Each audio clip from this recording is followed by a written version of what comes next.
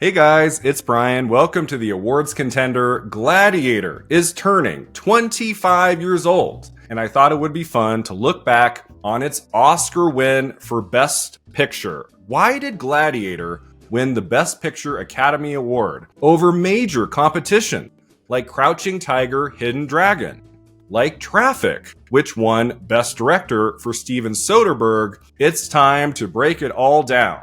And today, in this video, I am very thrilled to welcome Luke Hearfield. How are we doing, Luke? Hey, Brian. I'm good, mate. Thanks so much for having me on the channel. Thanks so much for being here. We haven't collaborated enough. We've never done this for, an older race at the Oscars, so this is going to be fun. This is exciting.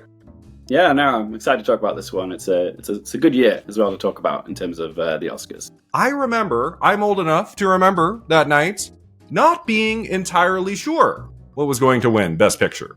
Like, there was a chance for Crouching Tiger, Hidden Dragon, or Traffic, too.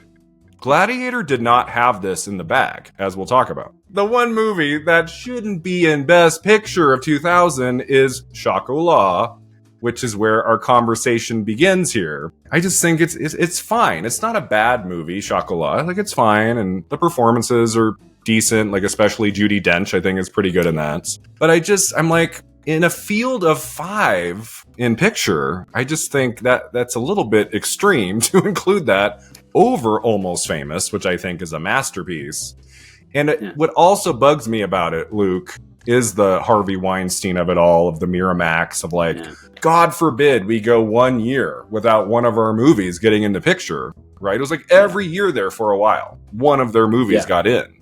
Lasse Hallström did not get into director, so it does feel like there was some intimidation on the part of Miramax, like, you better get this movie into picture. I was just really surprised by how swept up in it I was. Like, it was very charming. I was campier than I expected as well. Like, because I thought it was going to be like this really stuffy, like, Oscar baity, pretentious sort of film. And to be fair, it does tick a lot of those boxes, but there's a certain whimsy to the film and a certain sincerity, which made me go, actually, this is really enjoyable. Like, I was surprised by how much I did enjoy it, because I was laughing. I enjoyed the characters, and I don't hate the nomination. I don't think it's like completely undeserved, but I do think there are better options. Yeah.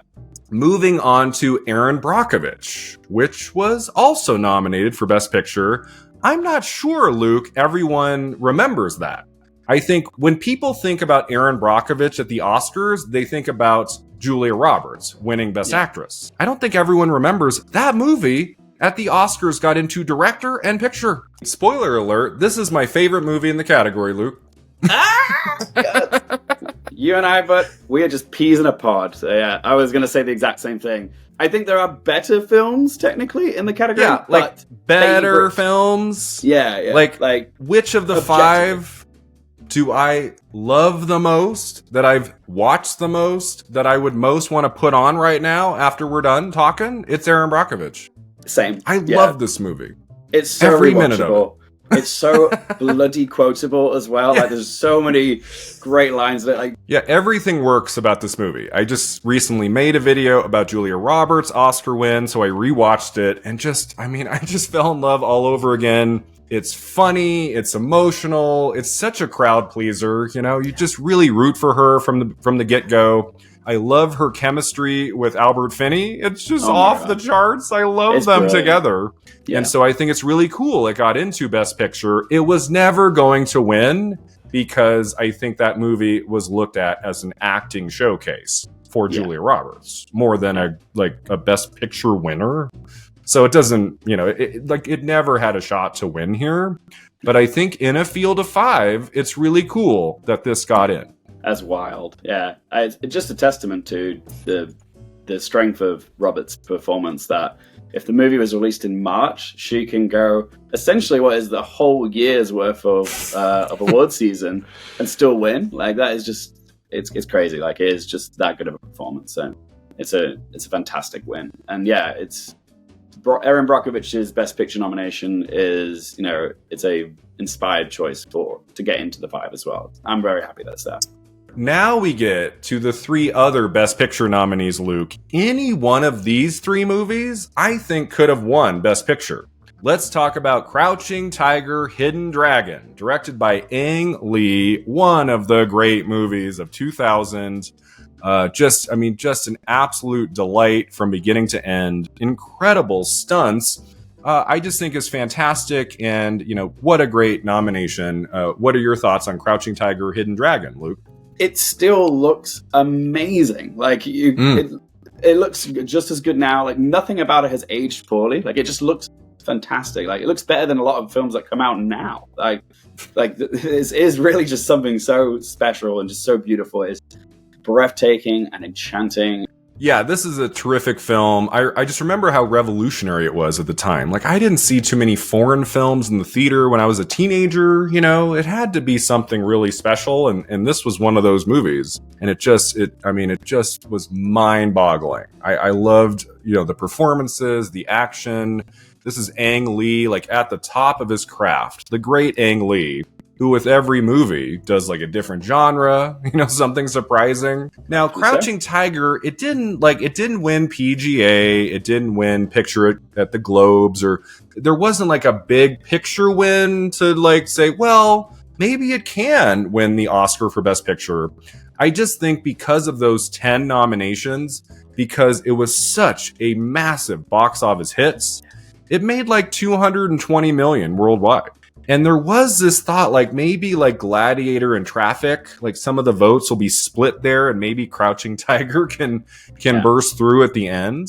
I remember on the night, I was thinking Crouching Tiger could do it, but because it also was winning foreign language film, as there was even that thought with Parasite more recently. It's like, well, can it win both? Parasite did it, Crouching Tiger did not, unfortunately.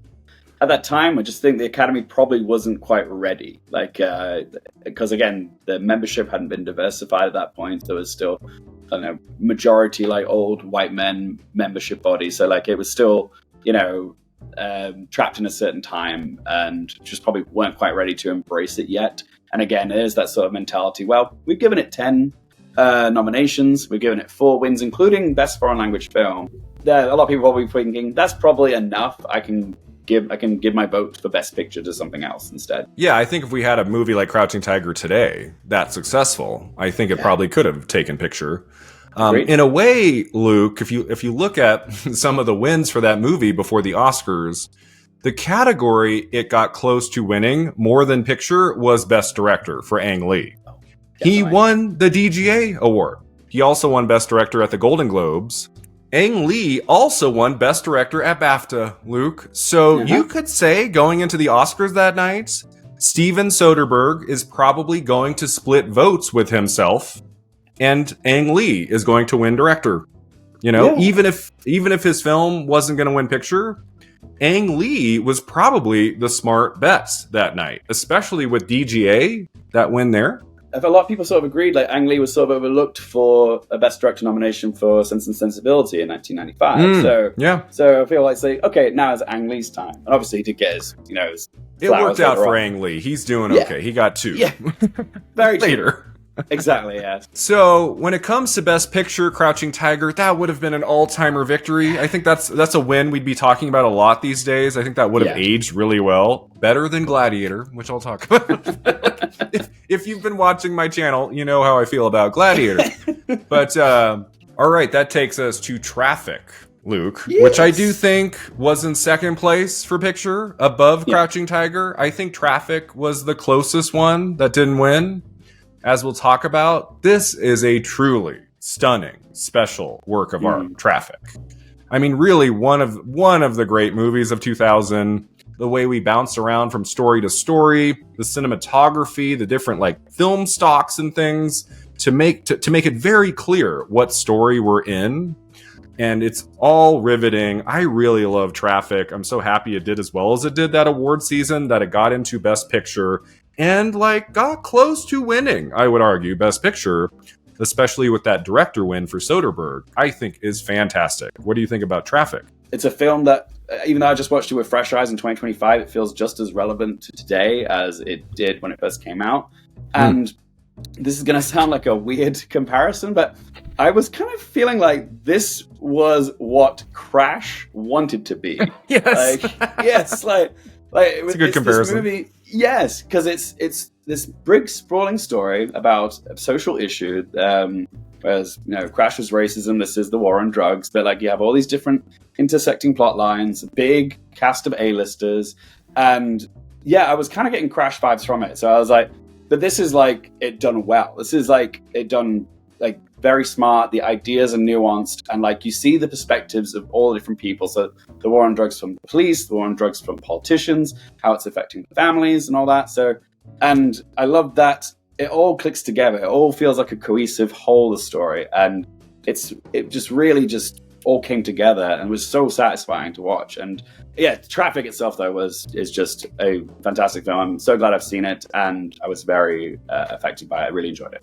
I remember it came out right at the end of the year, and you just knew at that time, like, oh, this is going to be a huge awards player with that cast, with that cinematography and direction, the storytelling. It's just, it is like one of the top films where Soderbergh is just in full command of his craft. And it's just such a great movie. Why do I think it was the runner-up to win Best Picture? I think two things, Luke. First off, it got 5 Oscar nominations. It won the other 4. Yeah. So it got close to sweeping. It could have swept all 5. It also won film editing, adapted screenplay, supporting actor for Del Toro, and director for Soderbergh.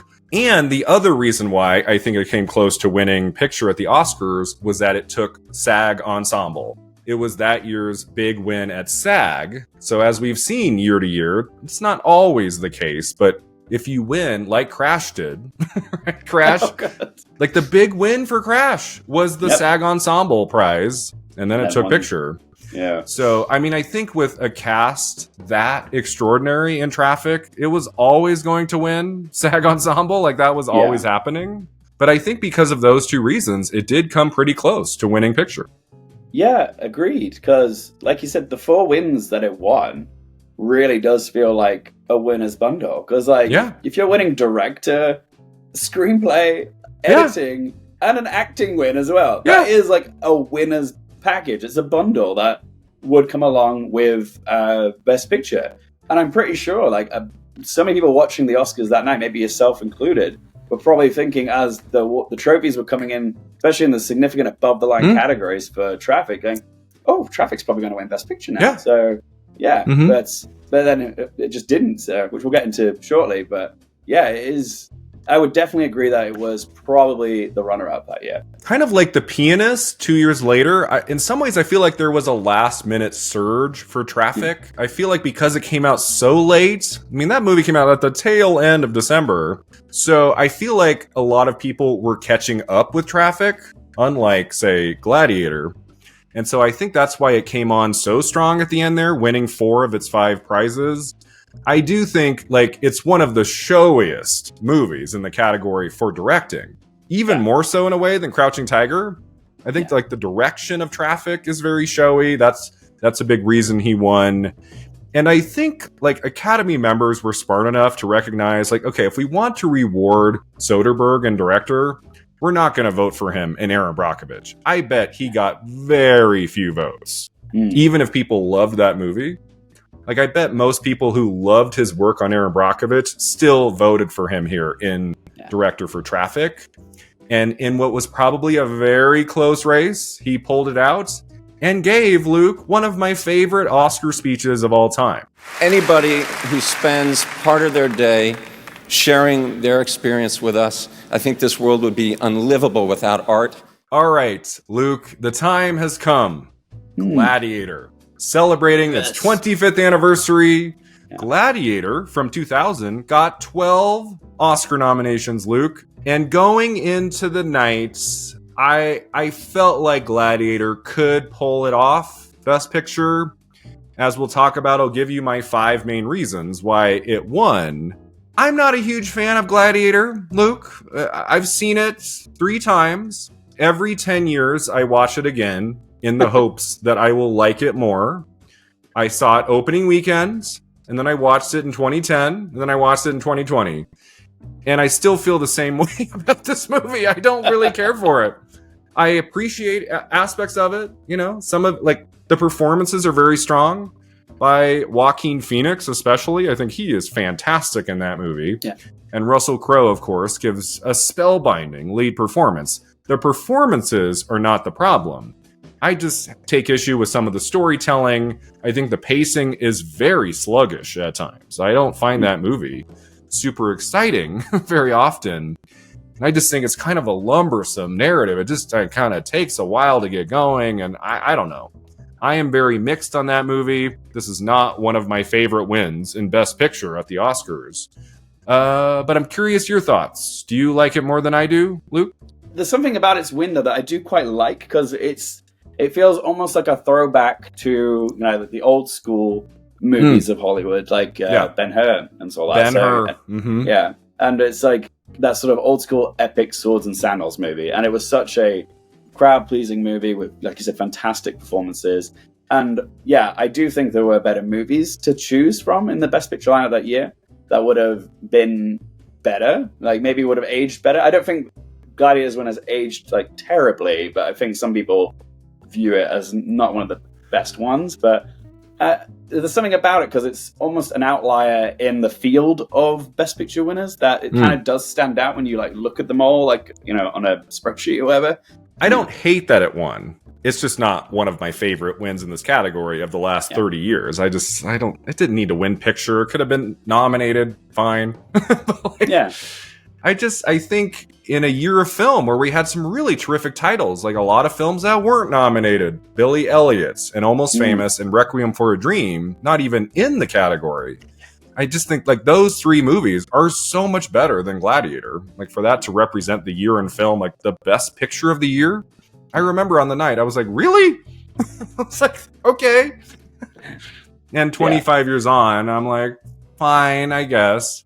You know, in some ways, it would have been better if Ridley Scott had won Best Director. I'd feel better about it today, Luke, because then I'd be like, well, you know, Scott got his Oscar win, and that's great. So, yeah, there was some suspense that night when it came to Best Picture. Gladiator, I thought, had the upper hand for a few reasons. Let's get into those reasons, Luke. Like, what were the main reasons why Gladiator won Best Picture over Traffic, which took director, over Crouching Tiger, Hidden Dragon, which had a very successful awards run? The first main reason Gladiator won Best Picture is that it was like the most crowd-pleasing film of the five. The old-fashioned, grand epic, like Ben-Hur, which did very well at the Oscars at the end of the 50s, kind of like Titanic 3 years before. The epic scope and nature of Gladiator, I do think, helped it win this over competition like Crouching Tiger and Traffic. Yes, I agree. It is definitely the big spectacle movie of that year. It was such a crowd pleaser and quite accessible. I think it had a wide reach in terms of like young people liked it, old people liked it as well, because it's a throwback to the swords and sandal epics, but like young people love the spectacle and the excitement and the performances, and made a lot of money. A lot of people saw it. Yeah, that's actually my second reason, is that it was the biggest box office hit of the five. Yeah, right? There you go. Crouching Tiger and Erin Brockovich both got in like the 200s worldwide million. Gladiator made about $465 million worldwide. I mean, it made almost $500 million.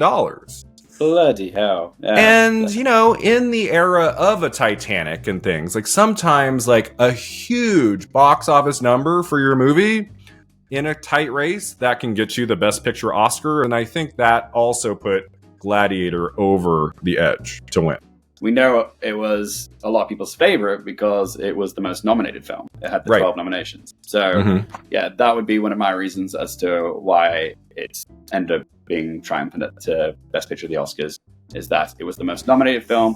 When you have a lot of nominations, it indicates people are watching it or have watched it and they like it. And yeah, there's just general support for that film. Yeah, I mean, it doesn't happen every year. Like, if your movie has the most Oscar nominations, that doesn't always guarantee you're going to win Best Picture, like this year. You know?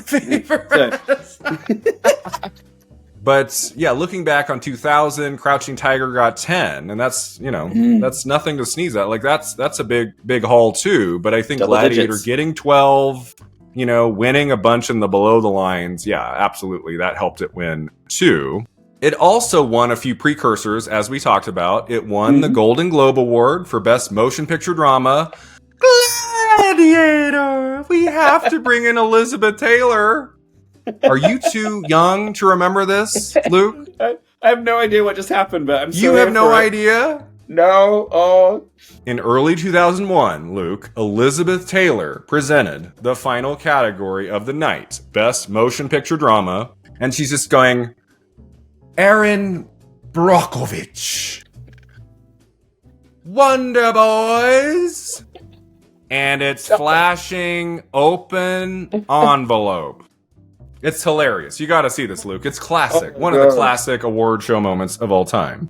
Brilliant. And then it takes her like 10 seconds to open the envelope. She's like turning it over this way, that way, kind of like, this is never going to end. And then she goes, Gladiator! Wow. This feels like it needs to be more of a viral thing. Like, why is this not talked about more? God, yeah. Why am I learning about this now? Yeah.